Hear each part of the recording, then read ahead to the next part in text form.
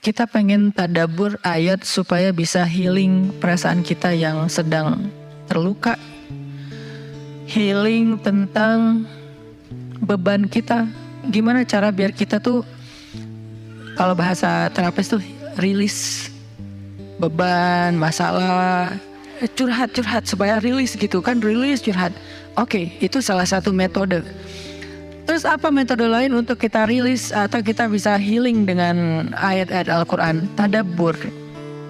Jadi ada tafakkur, ada tadabbur, ada terapi. Islam tuh banyak banget hal yang bagus, tapi tidak ada yang lebih indah dan lebih tepat dan lebih efektif daripada terapi dengan tadabbur Al-Quran. Bukan hanya baca, tapi tadabbur Al-Quran. Menghayati, memahami pesan-pesan Allah di dalam Al-Quran. Makanya ketika Nabi punya masalah, obatnya Al-Quran. Itulah kenapa di dalam Al-Quran Allah menyebutnya wasyifa'un lima fis sudur. Dia itu obat, penyembuh, bahkan bukan obat. Kalau obat itu dawa, kalau syifa penyembuh. Dawa belum tentu sembuh, bisa sembuh bisa enggak. Tapi kalau syifa ya udah pasti sembuh. Maka Allah menyebutkan Al-Quran itu sebagai bukan dawa, tapi disebutkan sebagai syifaun lima fis sudur, obat hati, obat jiwa, obat mental. Walaupun banyak ulama menganggap bahwa dia juga bisa menjadi obat fisik, dan saya percaya itu. Tetapi yang lebih dahsyat lagi adalah dia memang obat mental. Pertanyaannya, bagaimana menjadikan Al-Quran sebagai syifa, healing? Ayat-ayatnya gimana cara kita mentadabburinya? Semua ayat sama, cuman yang membedakan satu dengan yang lain fadilahnya. Tapi semua sama-sama istimewa. Jadi nggak boleh ada satupun ayat yang kita anggap nggak penting. Alif Lam Mim, apa pentingnya ya? Nun, Qaf, Shad, satu huruf doang.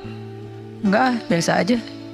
Sehingga kita ngerasa membaca ayat itu enggak terlalu istimewa. Sama, satu huruf pun itu istimewa di Al-Quran. Kan kata Nabi satu huruf seperti 10 kebaikan. Jadi kalau kita baca Nun, udah aja, alhamdulillah udah ngaji. 10 kebaikan loh itu. Tapi kalau udah tahu 10 kebaikan, ngapain satu huruf? Udah aja wal qalami wa ma yasturun, lanjut dong. Udah tahu tuh 10 kebaikan cuma satu huruf, sayang banget ya karena ada waktu.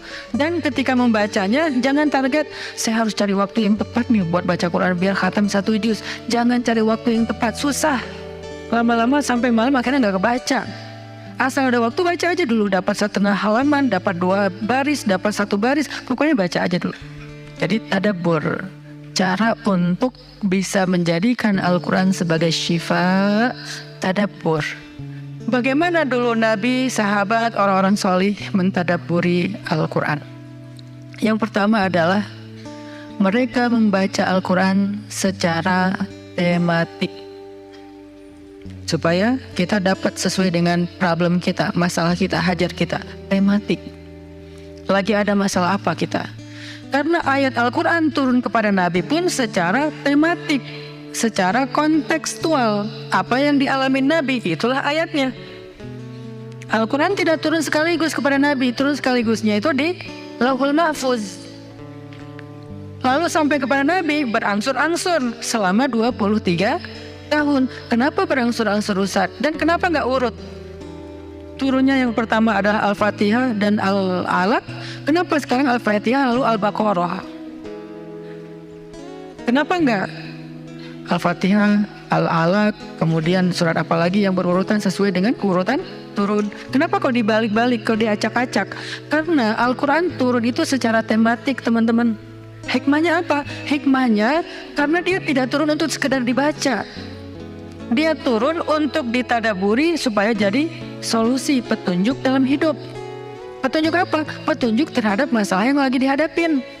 Dan kita nggak akan dapat petunjuk kalau nggak ngerti kan? Coba baca petunjuk penggunaan obat. Bahasanya bahasa bahasa Thailand misalnya. Banyak kap-kapnya. Susah kan kita? Gimana berapa hari sekali? Kayaknya 5 kali sehari deh. Padahal cuma 2 kali sehari. Nggak bisa dapat petunjuk karena nggak ngerti. Maka supaya kita bisa tadabbur, kita pahami. Nah, memahaminya apa? Sesuai dengan tema. Kita boleh aja bagus banget malah baca Al-Quran secara berurutan, tapi itu target baca ya, target tilawah, bukan target tadabbur. Tadabbur beda sama tilawah. Tilawah tetap dia nggak usah diganggu-gugat, udah segitu aja. 1 hari 1 juz, setengah juz, 2 bulan sekali khatam, sebulan sekali khatam, itu lanjut aja udah. Karena itu memang target membaca. Tapi target tadabbur beda sama target membaca. Bikin 2 target. Kalau tadabbur memang gak panjang-panjang dan gak berurutan, tematik.